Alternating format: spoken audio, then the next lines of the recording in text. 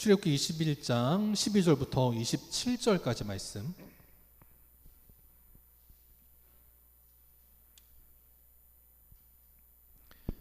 (12절부터) 27절까지 한 절씩 교독하고 마지막 절은 합독하겠습니다. 사람을 쳐 죽인 자는 반드시 죽일 것이나 만일 사람이 고의적으로 한 것이 아니라 나 하나님이 그 사람의 손에 넘긴 것이면 내가 그를 위하여 한 곳을 정하리니 그 사람이 그리로 도망할 것이며, 사람이 그의 이웃을 고의로 죽였으면 너는 그를 내 재단에서라도 잡아내려 죽일지니라. 자기 아버지나 어머니를 치는 자는 반드시 죽일지니라. 사람을 납치한 자가 그 사람을 팔았든지 자기 수하에 두었든지 그를 반드시 죽일지니라. 자기 아버지나 어머니를 저주하는 자는 반드시 죽일지니라. 사람이 서로 싸우다가 하나가 돌이나 주먹으로 그의 상대방을 쳤으나 그가 죽지 않고 자리에 누웠다가 지팡이를 짚고 일어나 걸으면 그를 친 자가 형벌을 면하되 그간의 손해를 배상하고 그가 완치되게 할 것이니라. 사람이 매로 그 남종이나 여종을 쳐서 당장에 죽으면 반드시 형벌을 받으려니와 그가 하루나 이틀을 연명하면 형벌을 면하리니 그는 상전의 제사님이라. 사람이 서로 싸우다가 임신한 여인을 쳐서 낙태하게 하였으나 다른 해가 없으면 그 남편의 청구대로 반드시 벌금을 내되 재판장의 판결을 따라 낼 것이니라. 그러나 다른 해가 있으면 값되 생명은 생명으로, 눈은 눈으로, 이는 이로, 손은 손으로, 발은 발로. 뛴 것은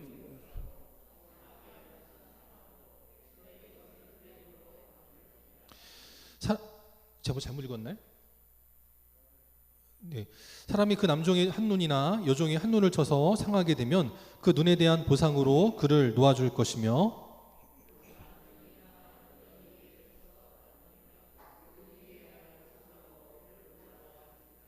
아멘. 이 시간 악의를 버리고 선의를 갖고 대하라, 악의를 버리고 선의를 갖고 대하라라는 제목으로 함께 하나님의 말씀 나누도록 하겠습니다. 먼저 옆 사람과 인사합니다. 사랑합니다. 축복합니다.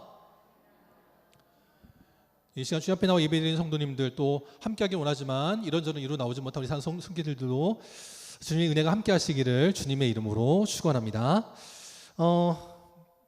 그 작년부터 그 연예인 동생을 둔 형제 간에 재산을 가지고 다툼이 있었습니다. 그 재판이 이제 진행되고 있는데 이런 뉴스가 있었거든요. 그 전에 그 형이 어떤 사람이냐면 모든 결정을 할 때 사주를 보고 사주를 가지고 결정을 하는 형이었다라는 겁니다. 그래서 그 동생한테도, 동생이 여자를 사귀잖아요. 그러면 사주를 먼저 봤다고 했는 거예요. 그래가지고 사주를 보고 나서 결과를 알려주는데, 결과가 너 걔랑 결혼하면 너 죽어, 안 돼, 사주상으로 이러니까 안 돼, 그거 말렸다는 거예요.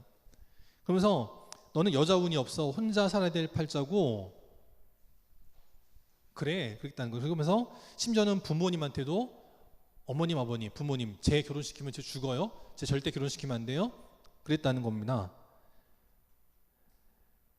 그래가지고 지금까지 그 남자 연예인이 결혼도 안 하고 못 하고 지금까지 살았던 거예요. 근데 결국은 이제 작년에 결혼을 하게 됐죠. 그러면서 결국 이제 계속 조사가 계속되다가 이번 주에는 그 아버지와 그 연예인이 대질 조사를 받게 됐습니다. 근데 그 가운데에서 아버지가 그 아들을 때린 거예요. 그래가지고 그 아들이 실신을 해가지고 병원으로 실려갔다라고 뉴스에 나왔습니다. 근데 그때 형이 했던 한마디가 기사로 나왔는데, 그 한마디가 뭐냐면 오 주여라고 했다는 거예요. 아버지가 그 큰아들한테 가가지고 야, 내가 저놈 때렸다, 저놈 병원에 실려갔다 그랬더니 그 연예인의 형이 뭐라고 그랬냐면 오 주여라고 했다는 거예요. 근데 그 형이 뭘 봤다고요? 네, 사주를 봤다는 겁니다. 그러니까 결국 그 형은 믿음을 이용한 건지 사주를 이용한 건지 모르지만 전혀 상극의 것들을 섬긴 거죠. 교회를 다닌다고 했지만 동생을 올가매기 위해서는 사주를 이용한 겁니다. 결국 그리고 더 충격적인 건 어쨌든 그 동생이 병원에 실려갔으면 걱정을 해야 되는데 아버지나 형수는 오히려 밥을 먹으러 갔다라는 기사도 뉴스에 나왔습니다. 그걸 보면서 참 씁쓸하기도 하고, 그러니까 더 많은 세상의 그 네티즌들이 댓글을 달면서 또 기독교인들을 다 욕을 하는 거예요. 뭐 교회 다니는 사람들이 뭐 사주팔자를 보냐, 뭐 하냐, 저러냐 하고 하는 이제 또 그런 댓글들이 많이 달리게 됐습니다. 근데 이게 저 형만의 문제가 아니고 우리의 문제일 수도 있다는 겁니다. 나도 내가 유리할 때는 이걸 택하고 내가 불리할 때는 저걸 택하고 하는 경우들이 종종 있을 수 있다는 거예요. 바로 우리 영광교회 성도들만큼은 믿음을 진짜 믿음으로 지키는 인생들 될 수 있기를 바랍니다. 내가 원하는 목적을 위해서라면 무당도 좋고 무당 시다도 좋고 뭐도 좋고 아무거나 다 취하는 그런 가짜 믿음이 아니라 정말 믿음을 위해서라면 끊을 거는 끊을 수도 있고 또 때로는 붙잡고 싶지 않은 것도 붙잡을 수 있고 그렇게 함께 하나님의 일을 이뤄나갈 수 있는 우리 하고도 복된 인생들이 될 수 있기를 바랍니다. 또 오늘 말씀을 보면서 결국 세상의 모든 문제들은 인간관계의 문제라는 거죠. 오늘 돈에 얽혀있는 한 가정의 문제였지만 사실 이것도 돈이 문제였지만 인간관계가 잘 되어 있으면 얼마든지 지혜롭게 잘 풀어나갈 수 있습니다.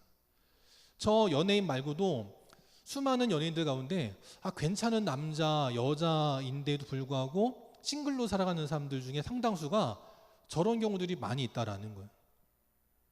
그 돈 때문에 한 사람이 결혼도 못하고 돈의 종이 돼가지고 지금 이 연예인도 제가 실명을 거론하면 또 나중에 문제가 생길까봐 실명을 거론하진 않겠지만 보험금을 들어오는데 질병에 관한 그런 실손보험 이런 것들이 아니고요. 사망에 관한 생명보험금만 14억을 넣었다는 거예요. 들어놓은 돈이 14억이고요. 보상받는 금액은 더 큰 금액입니다. 싱글인데 그 사람 죽으면 그 돈이 어디로 가겠어요? 무슨 목적으로 그 돈을 사망보험금을 자기가 넣은 것도 아닌데 왜 14억이나 투자해서 넣었겠냐는 거예요. 인간관계의 문제라는 거죠. 오늘 하나님께서도 이 인간관계에 관한 하나님의 뜻을 분명하게 말씀하고 있습니다. 12절부터 27절까지 지난주 말씀에 이어서 계속해서 살펴볼 텐데 우리 영광교회는 돈 때문에 남만도 못한 가족이 되지 않고 또 살아가는 어떤 생활의 무엇 때문에 갈등하고 싸우는 것이 아니라 오늘 하나님께서 굉장히 엄하게 말씀하시지만 이 말씀을 통해서 하나님의 뜻을 알고 사랑으로 섬기고 하나님의 일을 이뤄나가는 신앙의 복된 명문 가정들이 다 될 수 있기를 주님의 이름으로 축원합니다. 먼저 첫 번째, 오늘 이 뭐만 하면 죽여라 라고 말씀하신 이 무서운 말씀이지만 이것을 통해서 우리에게 하나님은 무엇을 알게 하기를 원하시냐면 우리가 이 땅을 살아갈 때 악의를 갖고 살아가는 게 아니라 선의를 갖고 살아야 된다라는 것입니다. 지난주도 봤지만 오늘 말씀에서는 4번에 걸쳐가지고 사람을 반드시 죽여라 라고 말씀해요. 첫 번째는 사람을 쳐 죽인 자는 반드시 죽여라 라고 말씀했습니다. 고의로 죽였으면 반드시 하나님의 제단에 있는 사람이라 할지라도 잡아내려 죽여라 라고 말씀을 했고 16절에 보면 사람을 납치한 자나 그 사람을 파는 자나 반드시 죽여라 라는 겁니다. 심지어는 20절에 보면 남종이나 여종을 쳐서 죽이는 사람도 반드시 형벌을 받게 하라라는 거예요. 근데 이 말씀은 제가 지난주 말씀드렸다시피 이 당시에 종은 사람으로 취급하지 않았습니다. 재물로 봤어요. 그런데도 그 재물에 불과한 종이라 할지라도 하나님 형상을 따라 지음받은 하나님의 백성이기에 그 사람을 죽이는 사람도 반드시 그에 합당한 형벌을 내려라라는 거죠. 이걸 통해서 우리는 생명을 위해서 우리는 죄를 다스리는 자들이 돼야 된다라는 겁니다. 12절에 보니까 사람을 쳐 죽이는 자는 반드시 죽여라 라고 말씀을 했어요. 그런데 사람을 쳐 죽일 때 과실치사라는 게 있잖아요. 원치 않게 실수로 내가 만약에 망치질을 하는데 갑자기 망치에 이 쇠 뭉치가 참 날아가가지고 누군가의 머리를 맞고 그 사람을 죽일 때 있습니다. 내가 원했던 건 아니지만 실수로 죽일 때 있어요. 그럴 때 하나님은 13절에 보니까 살 수 있는 길을 열어주십니다. 그래서 고의적으로 한 게 아니라면 한 곳 도피처를 마련해 두고 거기로 도망하는 사람은 살게 하라라는 거예요. 그러니까 하나님은 생명을 무엇보다도 중요하게 여기시지만 고의냐 아니냐를 또한 중요하게 보신다라는 거죠. 그래서 하나님은 사람의 생명을 빼앗은 자는 죽음으로 다스려야 되지만 그럼에도 불구하고 하나님은 살 수 있는 길 또한 열어주신다라는 겁니다. 요한복음 10장 10절에 보면 도둑이 온 것은 도둑질하고 죽이고 멸망시키려는 것이다 라는 거예요.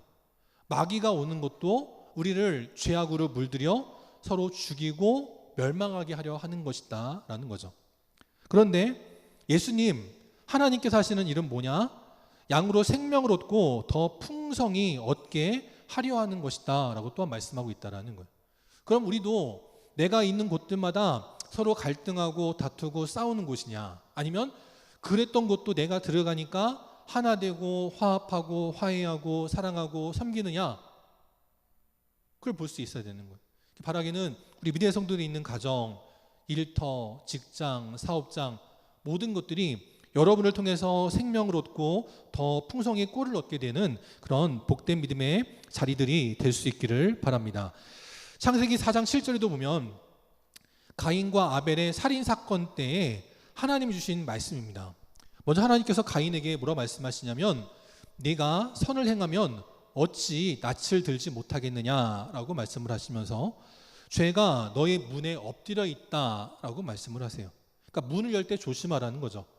밖으로 나갈 때 조심하라는 겁니다. 말을 하고 행동을 할 때 조심하라는 거예요. 너는 죄를 다스릴지니라 라고 말씀하셨습니다. 이 말씀이 가인이 아벨을 죽인 다음에 하신 말씀이 아니에요. 죽이기 전에 하신 말씀입니다. 하나님이 이미 가인의 마음을 알아보시고 너는 죄를 다스려라 라고 말씀하셨어요.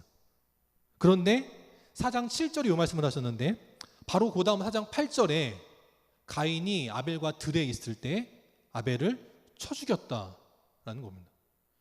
여러분, 하나님께서 여러분에게 너는 죄를 다스려라 라고 말씀하셨다면 여러분 그 말씀을 지키실 거예요? 안 지키실 거예요? 지키시려고 노력은 하겠죠. 적어도 며칠은 갈 겁니다.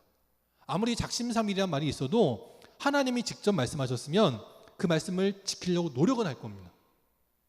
근데 가인은 하나님이 조금 전에 말씀하셨는데 동생하고 들에 나가자마자 그놈을 쳐 죽였다는 거죠. 마음을 다스리지 않는 사람이었다는 겁니다. 우리도 우리의 마음을 다스리는 게 중요하다라는 겁니다. 또 두 번째, 우리는 살아가면서 약속을 지키는 자들이 돼야 되는데 그 약속이 돈을 위한 약속, 나의 성공을 위한 약속이 아니라 생명을 구하는 약속을 지키는 자들이 돼야 한다라는 겁니다. 사람을 쳐 죽인 자는 반드시 죽여야 된다라고 말씀을 하세요. 이게 하나님의 뜻이라는 겁니다. 또 16절에 보면 사람을 납치하고 인신매매하면 반드시 죽여라라고 말씀을 하세요. 사람을 죽이는 건 아까도 보았듯이 혹시 우연찮게 하는 경우도 있고요. 때론 너무 순간 욱하는 마음에 누군가를 때려 죽일 수도 있습니다. 그런데 사람을 납치하고 인신매매하는 거는요, 절대로 우연히 있을 수가 없는 일입니다. 사람을 납치하고 인신매매하려면 다 계획을 해야 되는 거예요. 저놈을 내가 납치할 만한지, 저놈을 납치하면 어떻게 숨겨두고 어떻게 넘겨야 되는지 계획을 미리 짜지 않으면 할 수 없는 일입니다. 그러니까 하나님은 고의로 누군가에게 해코지를 하려 하는 자들을 반드시 죽여라 라고 말씀하고 있다는 거예요. 사람을 납치하고 사람을 팔아가지고 버는 돈이 중하겠습니까? 나의 목숨값이 중하겠습니까? 아무리 대단한 사람을 갖다 팔아도요, 내 목숨보다 더 귀한 경우는 없어요. 근데 또 사람은 어리석게 누군가를 납치하고 인신매매하고 그걸로 버는 돈이 자기보다 더 중요한 것처럼 생각하는 자들이 많이 있다는 겁니다. 그러지 말라는 거예요. 오히려 하나님은 생명을 구하는 약속을 하는 것을 반드시 지키는 자를 축복하여 주신다라는 겁니다. 우리가 예전에 여호수아서 말씀을 보았었는데 기브온 족속들이 이스라엘과 화친을 맺었습니다. 정직하게 맺은 것 아니고 거짓으로 맺은 화친이었습니다. 그리고 그것 때문에 기브온 족속들이 아모리 족속의 주변 나라들로부터 전쟁을 당하게 됩니다. 야, 너희들 왜 이스라엘과 화친을 맺었어? 우리랑 합해가지고 동맹을 맺어가지고 이스라엘을 쳐야지 왜 너희들만 살자고 이스라엘과 화친을 맺었냐? 라고 하면서 아모리 족속의 5개 나라의 왕들이 기브온과 대치를 하게 됩니다. 지금 우크라이나와 러시아가 전쟁을 벌이는 것처럼 기브온과 아모리 족속들이 전쟁을 벌이게 되었고 또 그것 때문에 기브온이 죽을 위기에 처했다라는 거예요. 그때 여호수아는 어떻게 선택을 하냐면 그 기브온 족속을 도와주도록 선택을 합니다. 여호수아도 알았습니다. 기브온이 우리를 속인 걸 알았습니다. 근데 속였지만 생명을 위한 약속을 했기 때문에 그걸 지키기 위해서 어려운 싸움이지만 그 싸움을 하려고 나아가게 됩니다. 그 싸움의 결과는 뭐였냐면 11절에 보니까 여호와께서 큰 우박 덩기를 내리셔서 이스라엘 군대가 칼로 죽인 것보다 우박에 죽은 자가 더 많게 되는, 그래서 우리의 피와 땀을 흘리지 않고도 하나님이 전쟁을 승리하게 하시는 놀라운 역사가 나타나게 되었습니다. 그리고 더 중요한 건 뭐냐면 12절에 보니까 그 여호수아가 해가 저물어 갈 때 지금 당장 저 아모리 족속 5개 연합군을 완전히 끝멸하기 위해서 하나님 앞에 기도를 하게 됩니다. 뭐라고 기도하냐면 태양아 멈춰라 라고 하는 놀라운 기도를 했다라는 거예요. 말이 안 되는 기도죠. 근데 그 기도를 했습니다. 그랬더니 하나님께서 14절에 이렇게 기록되어 있습니다. 함께 읽어보겠습니다. 시작. 여호와께서 사람의 목소리를 들으신 이 같은 날은 전에도 없었고 후에도 없었나니 이는 여호와께서 이스라엘을 위하여 싸우셨음이니라. 아멘. 하나님께서 사람의 목소리를 이렇게 들으신 날이 그 전에도 없었고 후에도 없었다는 거예요. 어느 때 하나님께서 우리의 목소리를 이렇게 들으시느냐? 내가 비록 속았을지라도 저 사람과 내가 맺은 언약 때문에 저 사람을 구하기 위해서 내가 할 필요도 없는 싸움이지만 그 싸움을 기꺼이 감당할 때 하나님은 우리를 도와주신다라는 거예요. 우리의 기도에 귀를 기울이신다는 겁니다. 심지어는 태양이 멈추는 것 같은 그런 말도 안 되는 불가사의한 그런 일들도 하나님께서 들으시고 응답하신다라는 거예요. 그럼 우리도 살아가면서 어떻게 해야 돼요? 남을 죽이려고 나의 복수를 위해서 저놈을 반드시 끌어내야지, 저놈을 반드시 감옥에 쳐넣어야지, 저놈을 반드시 죽여야지, 그렇게 감정에 사로잡힌 인생들이 아니라 우리는 기도를 할 때에도 남을 살리는 기도를 하는 자들이 되어야 된다라는 겁니다. 다윗이 하나님 앞에 이렇게 기도를 합니다. 시편 139편 23절 24절에 보면 하나님 앞에 기도하기를 하나님께서 내 마음을 아시고 내 뜻을 알아주시고 그래서 내 속에 무슨 악한 행위가 있나 돌아봐 주셔서 나를 깨닫게 하시고 바른 길로 돌아가게 하시고 그로 인해 나를 영원한 길로 인도하여 주옵소서라고 기도합니다. 우리가 인생을 살아가면서 누구나 성공을 꿈꿉니다. 잘 되기를 꿈꿉니다. 대박을 꿈꿉니다. 근데 그럼에도 불구하고 왜 내 인생은 이렇게 안 되지? 꼬이지? 힘들지? 어렵지? 하는 분들이 있습니까? 그러면 우리가 하나님 앞에 기도할 게 뭐냐면 다윗 같은 기도를 해야 되는 거예요. 하나님, 나를 살펴주셔서 내 마음을 온전하고 정결하고 화평케 하는 인생이 되게 달라고 기도해야 됩니다. 그래서 남을 저주하고 저놈이 안 돼야지 내가 잘 되지 하는 그런 마음이 아니라 사람을 살리고 생명을 구하는 약속을 목숨까지 지키는 인생이 될 때 그런 마음이 되고 그러한 뜻이 되고 그러한 모든 선한 행위가 될 때 그때 하나님은 우리 교회를, 우리 자녀를 복된 길로, 생명의 길로 인도하여 주실 줄 믿습니다. 두 번째, 또 우리는 무엇을 알아야 되느냐? 피해를 입힌 경우에는 반드시 책임을 져라라는 겁니다. 18절에 보니까 사람이 서로 싸우다가 누군가를 쓰러뜨렸습니다. 근데 그 사람이 죽으면 나도 목숨값을 치러야 되지만 죽지 않았을 때의 경우라는 겁니다. 그래서 그 사람이 19절에 보니 지팡이를 짚고 일어나서 걸을 수 있게 되면 목숨을 빼앗지는 말고 손해를 배상하라라는 거예요. 언제까지 배상하느냐? 완치될 때까지 보상하라라는 겁니다. 이게 어려운 말씀이죠. 우리 여기 홍수구 집사님도 원치 않은 사고를 당하셔가지고 이렇게 지금 아직 몸이 좀 온전하지 못하시는 상황인데 우리 홍 집사님이 몸이 완치가 될 때까지 배상하는 것은 얼마나 힘들고 어려운 일입니까? 그러니까 제도가 어떤 제도가 만들어졌어요? 보험제도라는 걸 만들었습니다. 그래서 사람이 하기 힘든 일을 어떤 제도를 통해서 모두의 그런 돈을 모아서 자금을 모아서 보험이라는 걸 만들어 그걸로 완치가 되도록 손해를 배상하는 길들을 열어주었다라는 거예요. 그처럼 하나님은 우리가 누군가에게 피해를 끼쳤으면 그것을 완치가 되도록 갚아주는 삶을 살아가라라는 것입니다. 굉장히 참 어려운 말씀이라는 거예요. 근데 하나님은 우리가 누군가에게 피해를 끼쳐놓고 나 몰라라 하는 인생이라 아니라 책임을 지는 인생이 되기를 원하신다라는 거죠. 또 20절에 보면 그것이 심지어는 종이라 할지라도 반드시 책임을 물어야 된다라는 겁니다. 종이라 할지라도 사람이 죽으면 반드시 죽여라 라고 말씀을 하시고요. 그게 아니라 21절에 보니 혹시라도 만약에 그 종이 바로 죽지 않고 하루나 이틀이라도 연명을 하면 사흘째가 되는 날 죽으면 그때부터는 죽이지는 말아라 라는 것입니다. 여기에서 그래도 하나님의 은혜를 볼 수 있게 됩니다.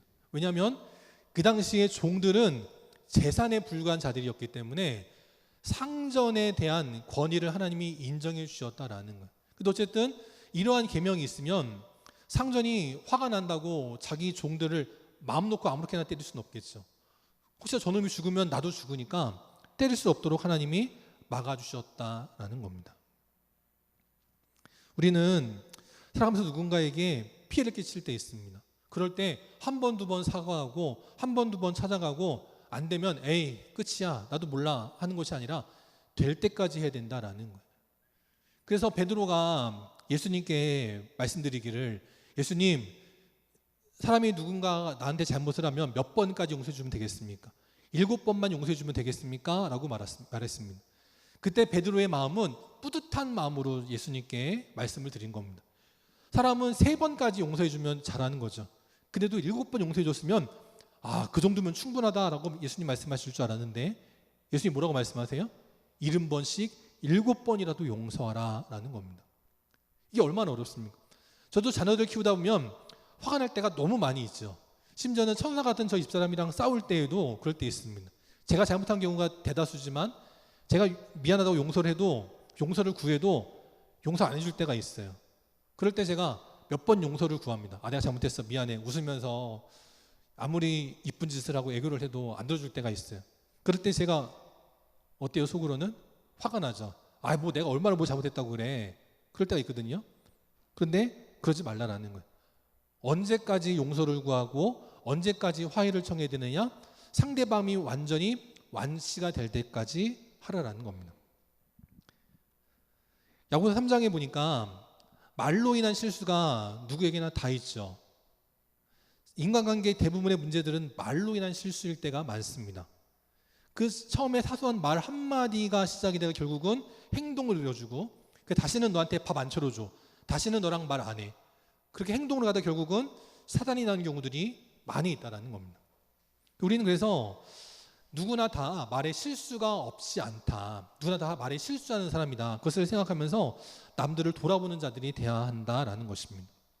그래서 오늘 예수님께서 말씀하시기를 누군가가 어려움을 당했을 때, 나 때문에 피해를 입었을 때 그 손해를 배상할 때 완치되도록 하라 하신 말씀을 붙들고 끝까지 믿음으로 나아갈 수 있는 복된 인생들이 될 수 있기를 바랍니다.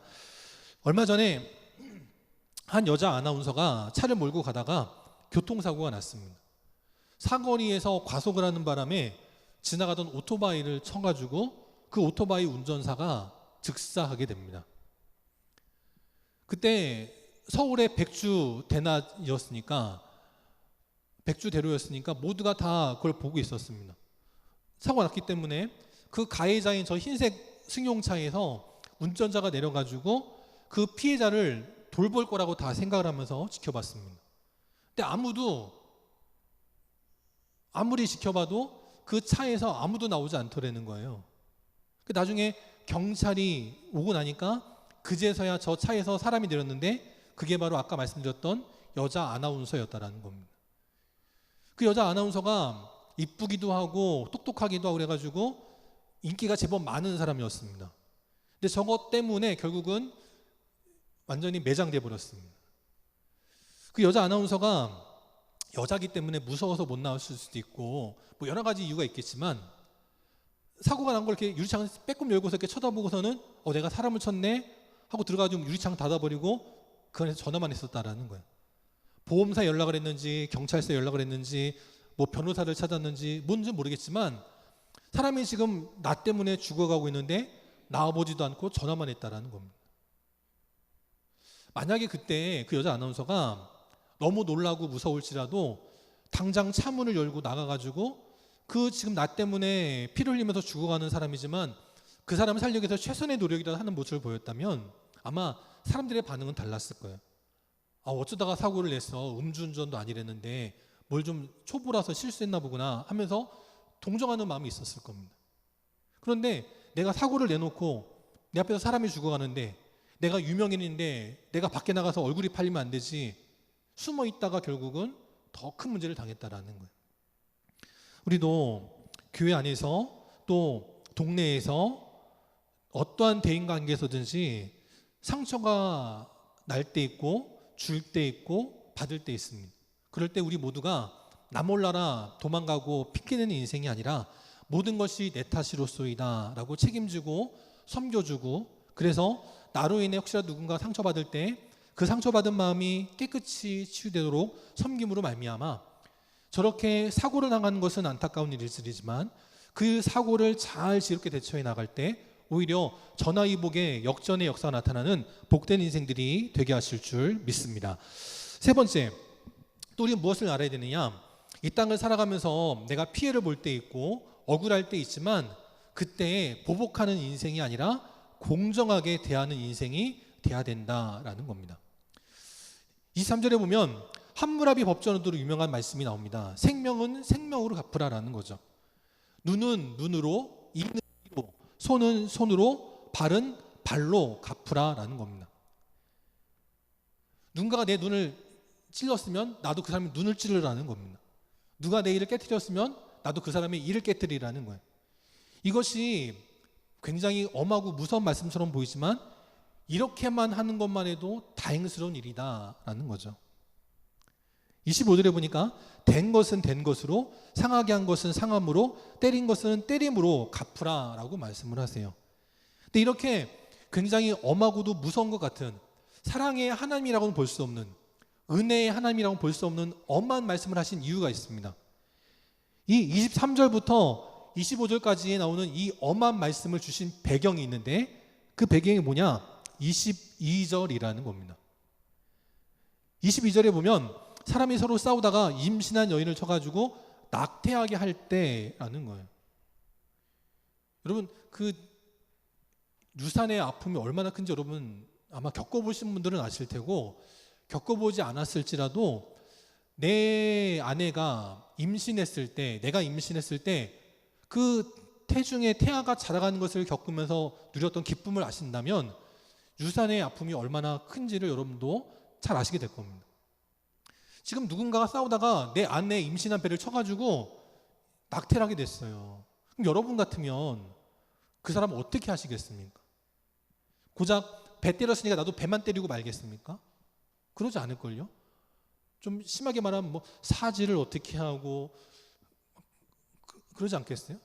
만약에 누가 제 아내가 임신했을 때 제 아내를 쳐가지고 유산이 됐다 그러면 자 아마 목 사고 뭐고 다 때려치고 그놈 쫓아가가지고 그냥 그랬을 것 같아요. 근데 하나님 말씀하십니다. 아무리 화가 나고 아무리 속이 상해도 눈은 눈, 이는 이, 그 이상을 넘어가지 말라라는 거예요. 또 임신한 경우는 이제 뭐 다 지나갔으니까 그렇다 치고 자녀의 문제로 보겠습니다.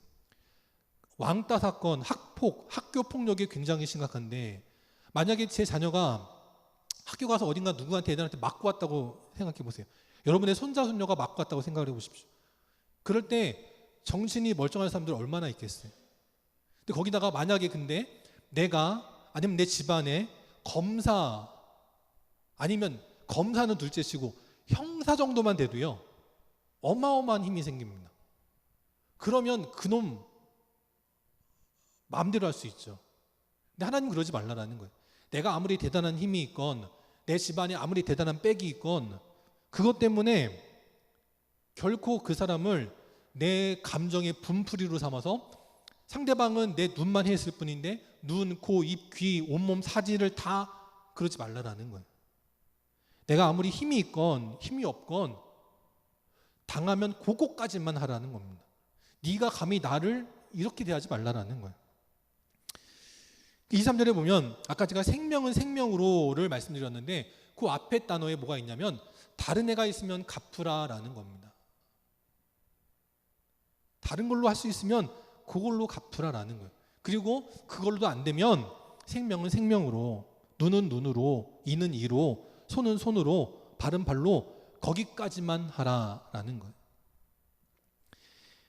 예전에 나왔던 영화 가운데 달콤한 인생이라는 영화가 있습니다. 아마 이건 좀 잔인한 영화여서 아마 안 보신 분들이 많을 수 있는데 이 영화가 참 주는 의미가 굉장히 깊습니다. 굳이 보실 필요는 없는데 이 이병헌이 조직의 중간 보스 정도 되는 사람입니다.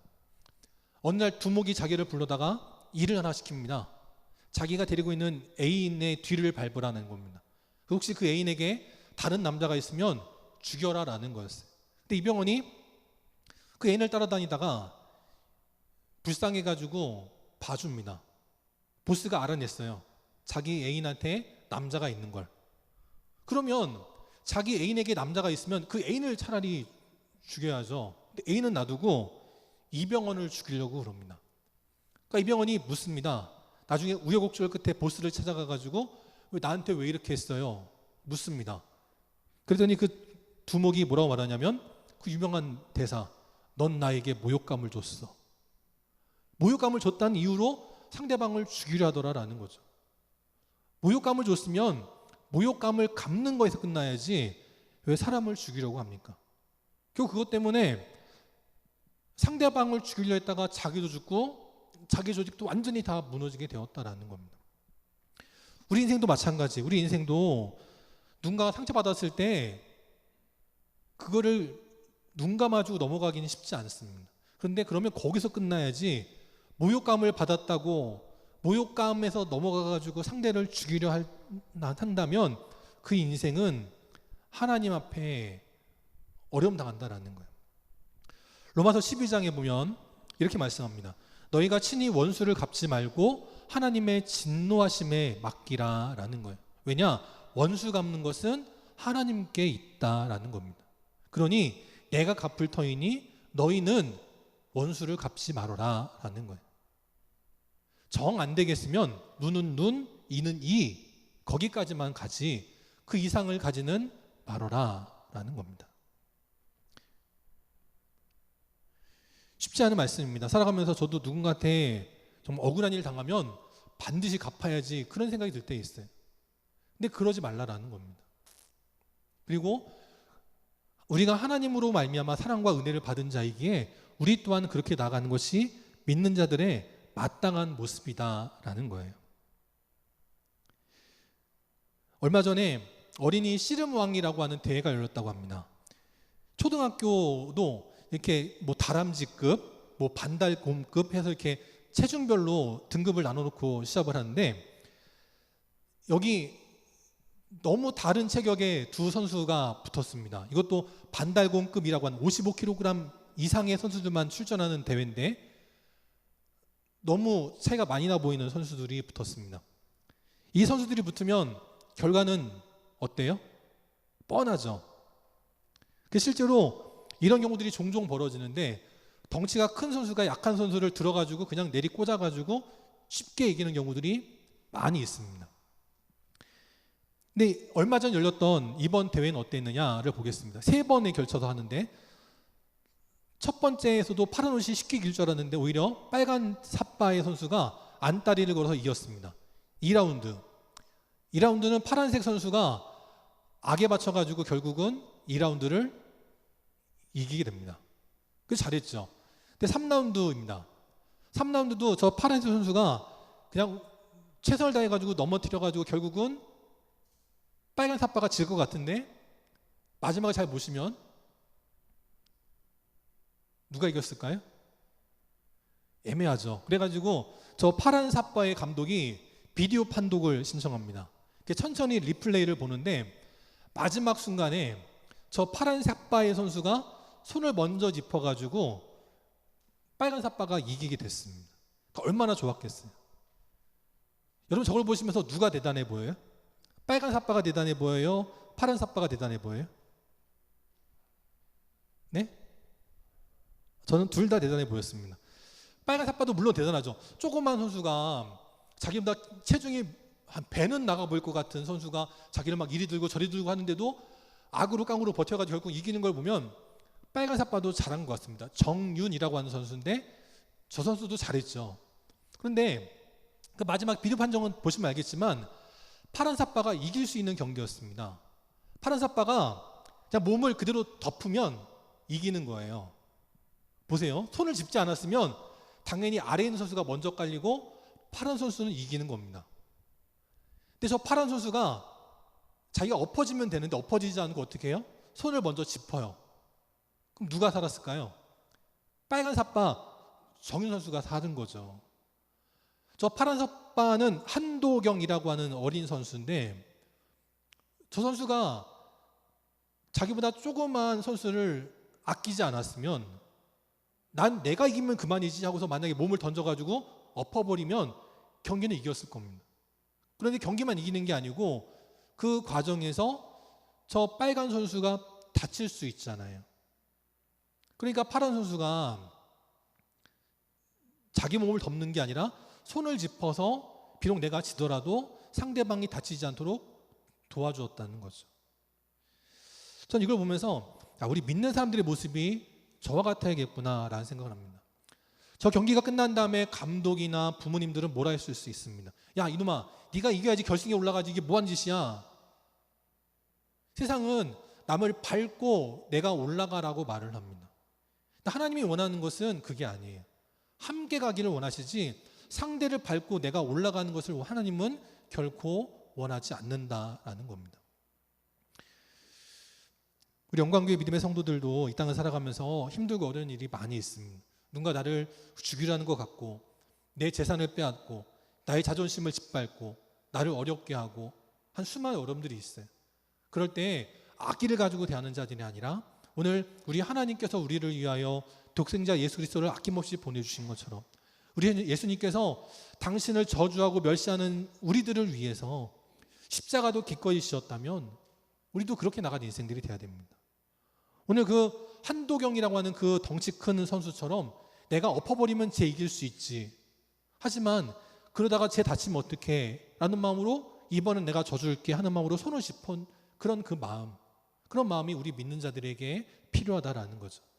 그렇게 나감으로 우리가 때로는 손해보는 것 같을 수 있습니다. 지금은 내가 패한 것처럼 보일 수 있지만 나중에는 우리가 반드시 하나님의 은혜로 승리하게 될 줄 믿습니다. 아까 그 정윤 선수가 다음에 또 붙어도 이길까요? 그때는 그러지 않을걸요? 덩치가 그렇게 차이 나는데 지금은 우리가 졌지만 지금 졌다고 영원히 지는 게 아니에요. 지금은 졌어도 다음은 승리할 수 있습니다. 왜요? 하나님의 심판을 믿기 때문이라는 거죠. 오늘도 그 말씀 붙들고 이 땅에서 어둠과 악으로 살아가는 자들이 아니라 빛으로 살아가는 빛의 사자들이 되어서 우리를 통해 가정이 평안케 되고 우리의 나라와 우리의 삶의 모든 자리마다 하나님의 때를 따라 돕는 은혜가 넘쳐나게 되는 복된 믿음의 승리자들이 다 될 수 있기를 주님의 이름으로 축원합니다. 찬송 502장 함께 찬양하시겠습니다.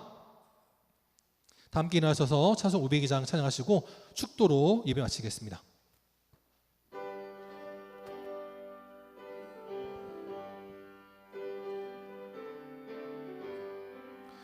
빛의 사자들이여 어서 가서 어둠을 물리치고 주의 진리 모르는 백성에게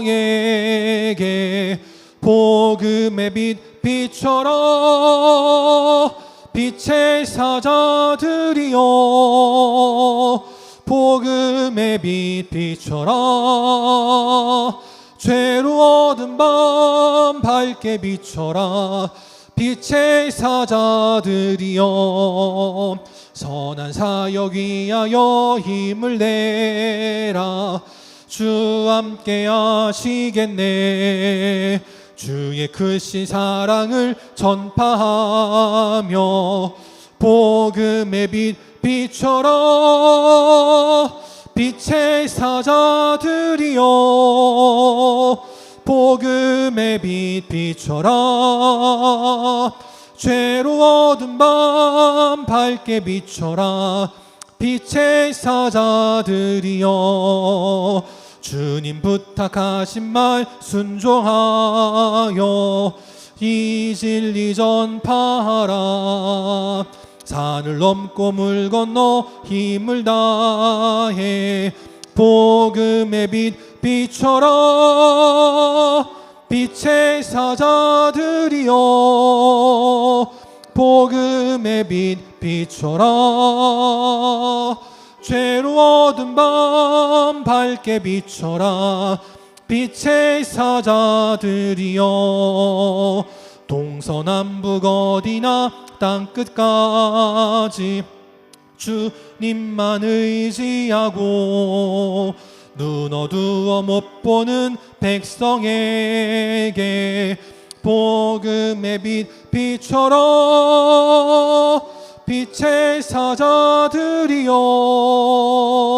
복음의 빛처럼 죄로 어두운 밤 밝게 비춰라. 빛의 사자들이여. 아멘. 기도하심으로 오늘 예배 마치도록 하겠습니다.